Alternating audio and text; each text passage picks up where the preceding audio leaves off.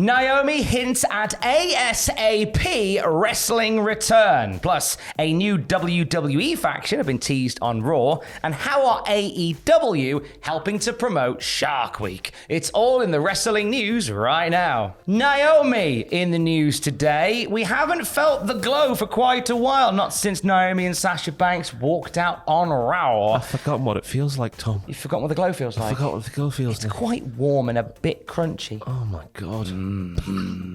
Naomi has put out a tweet that's got people thinking that a wrestling return outside of WWE isn't too far away. Lindsay Dorado is the catalyst for this tweet here because he's put out there, so... Sally can wait. Yeah, ellipsis she is put in knows there. It's too late. Naomi, when we doing some lucha things? And then Naomi has replied, ASAP, brother, with a face. Oh. What kind of face, Tom?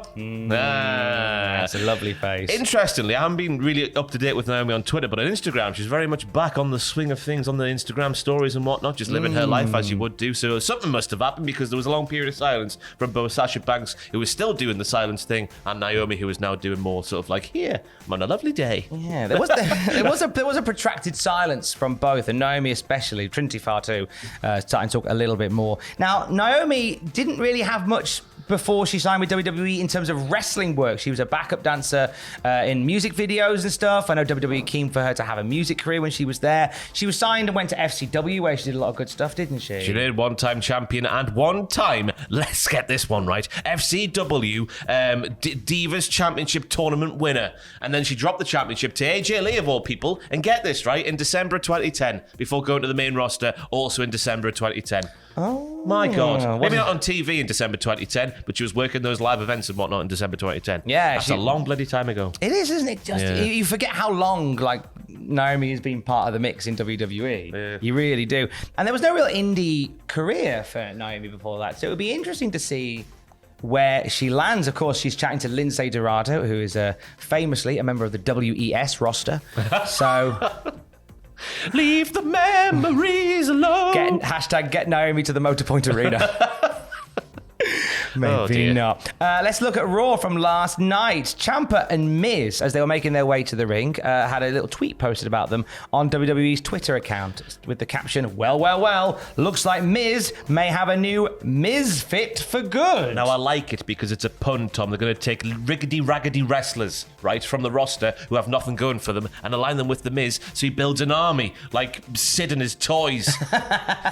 I was thinking more like the Job Squad, but yeah. How bad is that? How awful does that feel in my gut when I'm referring to Ciampa in a faction akin to the Job Squad? I'm sorry, Ciampa. It's not. Yeah. It's the idea of the whole the island of misfit toys. The social outcasts, you might say. Oh, yes. Ironically, we've played this game before with Miz leading the Miztourage, containing Curtis Axel and Bo Dallas. B-Team, go, go, go.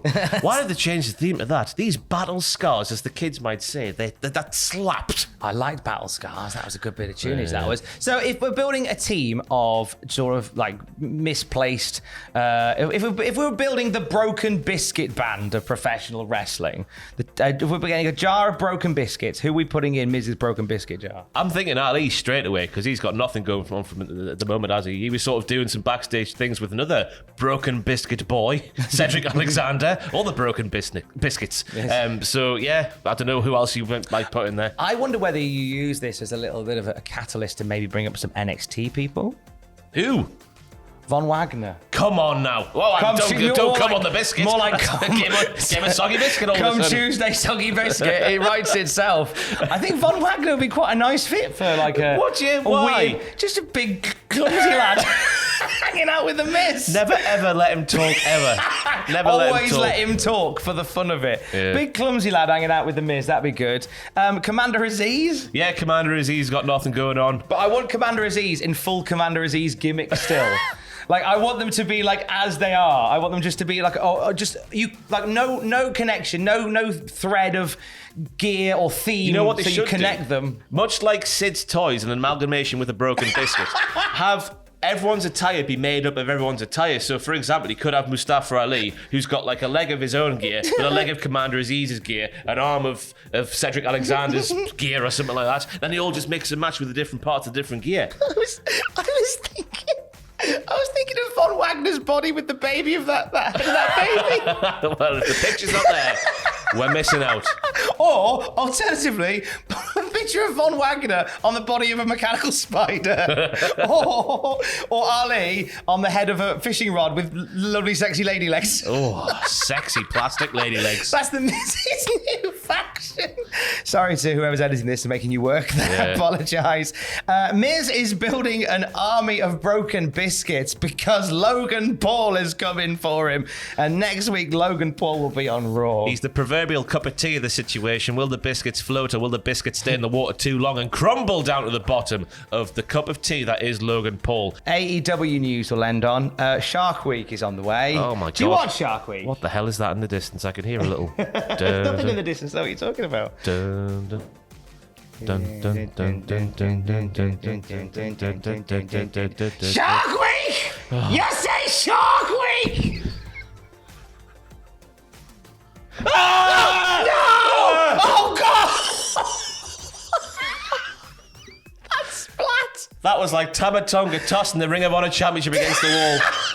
Did you hear the splat? That splat was amazing! Rest in peace, Barry the Shark. I'm going to get attacked by a shark. AEW and Shark Week is a thing. It's announced on Rampage that Eddie Kingston will face Chris Jericho in a barbed wire death match on the 20th of July, which is soon, I guess. Edition of Dynamite. During the match, members of the Jericho Appreciation Society will be locked in a shark cage, suspended above the ring. Davey Meltzer on WOR says the shark thing, the gimmick, is having to do with Shark Week. Dave Meltzer says, someone set us up the bomb. We get signal. Discovery asked them to do a tie-in, so they came up with a match to do a tie-in. So the shark cage is because Discovery are doing Shark Week. Yeah. I am all for more tie-ins of this nature. It's going to be interesting to see because obviously when the shark cage thing's been brought into wrestling, by and large it's been one person in there. I can think of Paul Heyman being in there, can't I? I can think of Enzo Amore more recently. But now there's going to be Hager, he's a big boy. There's going to be Daddy Magic and Angelo, and there'll be Daniel Garcia. There's any more in the JS? Sammy Guevara and Ty Conti. There's going to be 6 of them in there. It's going to be swinging sardines, isn't it? Jeez. Danger.